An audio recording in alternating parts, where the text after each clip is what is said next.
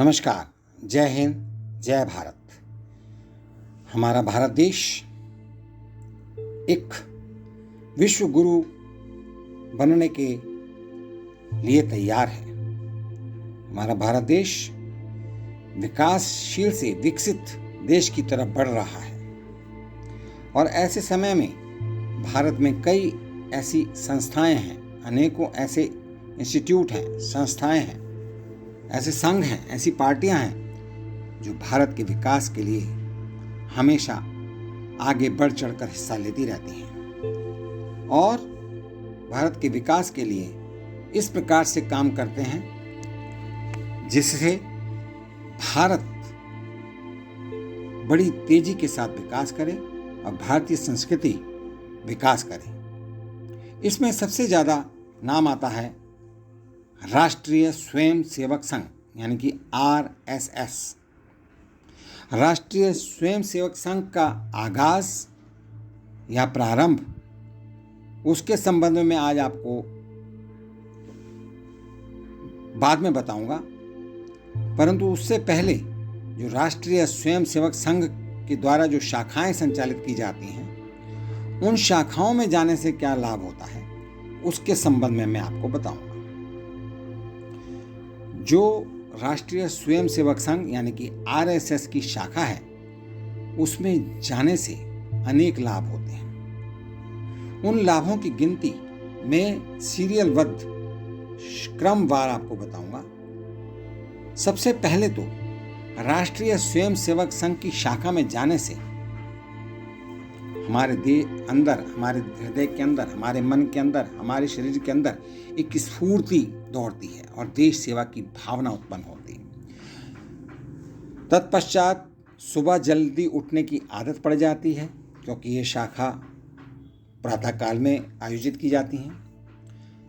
तत्पश्चात तीसरे नंबर पर सूर्य उदय देखने का अवसर मिलता है, अर्थात यदि आप प्रातःकाल उठकर सूर्य उदय का दर्शन करते हैं इससे आपके अंदर सकारात्मक ऊर्जा का संचार होता है। चौथे नंबर पर आता है शाखा में शारीरिक और मानसिक व्यायाम करने का अवसर मिल जाता है। पांचवें नंबर पर आता है शाखा में जाने पर तनाव और अवसाद दूर होता है, शरीर में हल्कापन आता है और हम किसी प्रकार की कोई स्ट्रेस नहीं होता।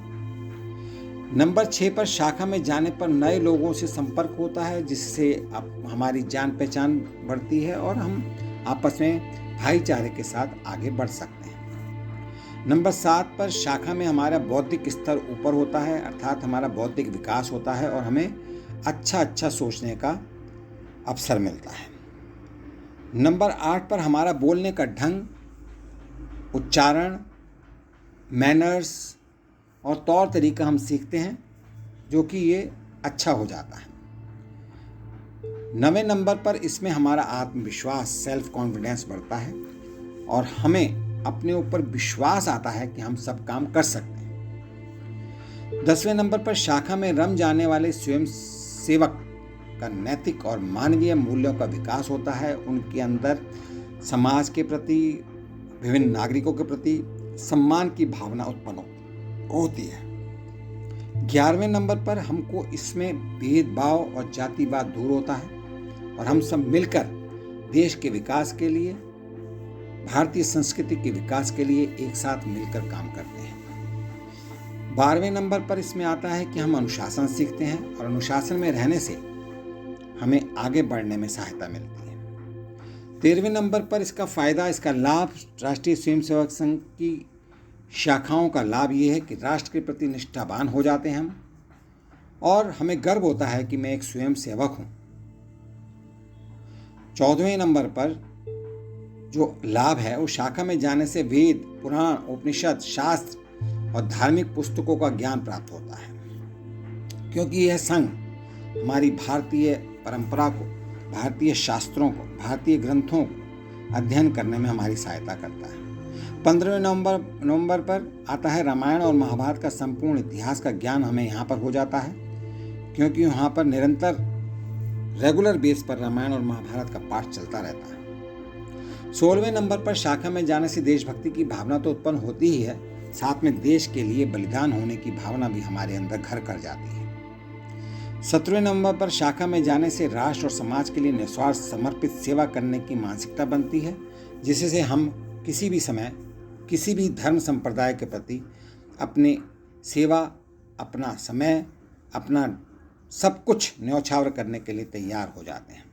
18वें नंबर पर आता है शाखा से लाभ के अंतर्गत स्वभाव और आचरण में निर्मलता का संचार होता है। हमारा जो व्यवहार है वो बहुत ही कोमल और निर्मल हो जाता है और हम सबके प्रति सम्मान के साथ अपने व्यवहार को प्रस्तुत करते हैं। 19वें नंबर पर संघ की शाखा में आने से आपके बच्चे आत्मनिर्भर और स्वावलंबी बनेंगे और बनते हैं, क्योंकि वहाँ पर ऐसे अनेक कार्यों को सिखाया जाता है जो कि हमारे बच्चों के लिए आत्मनिर्भर बनने में, स्वावलंबी बनने में सहायता करते हैं। और 20वें नंबर पर यानी कि अंतिम जो श्रृंखला है या अंतिम लाभ है, उसके अंतर्गत शाखा में आने से बच्चों में अच्छे संस्कार प्राप्त होते हैं, जिससे वे भारतीय संस्कृति और हमारी भारतीय सनातन धर्म के बारे में सीखते हैं, जानते हैं और उसके विकास के लिए काम करते हैं। इसलिए हमें अपने बच्चों को प्रतिदिन संघ की शाखाओं में भेजना चाहिए। इससे हमारे बच्चों का भविष्य भी उज्जवल होगा। और ये राष्ट्रीय स्वयंसेवक संघ कोई सांप्रदायिक संगठन नहीं है।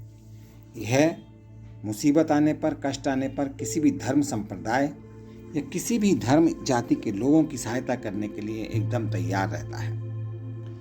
हम राष्ट्रीय स्वयंसेवक संघ तथा स्वयंसेवकों के उज्जवल भविष्य की शुभकामनाएं, मंगल कामनाएं करते हैं तथा ये भगवान से प्रार्थना करते हैं कि राष्ट्रीय स्वयंसेवक संघ विकास करता रहे और हमारे देश की इसी प्रकार से सेवा करता रहे जिस प्रकार से यह करता आया है, और इसके कर्मों से, इसके कार्यों, क्रियाकलापों से हमारा देश तरक्की करे।